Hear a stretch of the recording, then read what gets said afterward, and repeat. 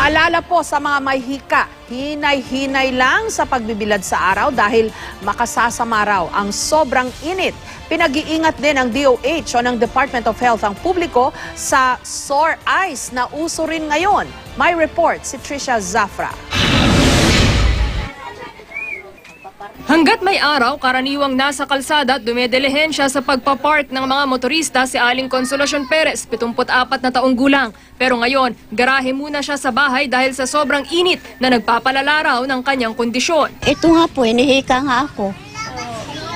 Kasi na nga ako sa init. Nahirapan ako huminga. Kasi ang asma, sala sa lamig, sala sa init. Pag mainit, yan. Pag malamig naman, ganun pa rin. Ayon sa Department of Health o DOH, problema ang hika kung pagod bunsod ng init ang pinagmumula ng mga atake ng isang pasyente. Siguraduhin lang na, nasa maayos ang kalagayan, o meaning presko, walang pagkakataon na para mag-trigger ng hirap ng paghinga o kapusin ng hinga. Bukod sa asthma, uso rin ang sore eyes o conjunctivitis, viral infection sa mata na mabilis makahawa. Ang transmission nagiging mas mabilis tuwing summer.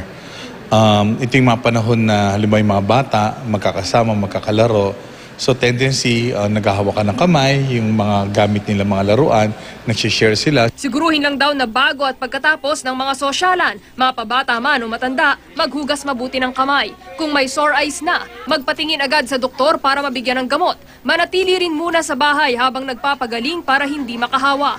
Huwag din magpapatak ng mga kung ano-anong pinaniniwala ang remedyo sa sore eyes gaya ng ihi at gatas ng ina. Yung halimbawa ihi, marumi.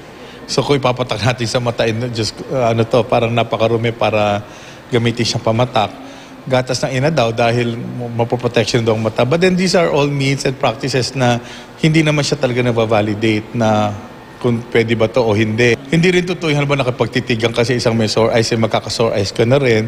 So ang talaga pamamaraan lamang yung maisalin talaga yung mikrobyo papunta sa iyo. Trisha Zafra, GMA News.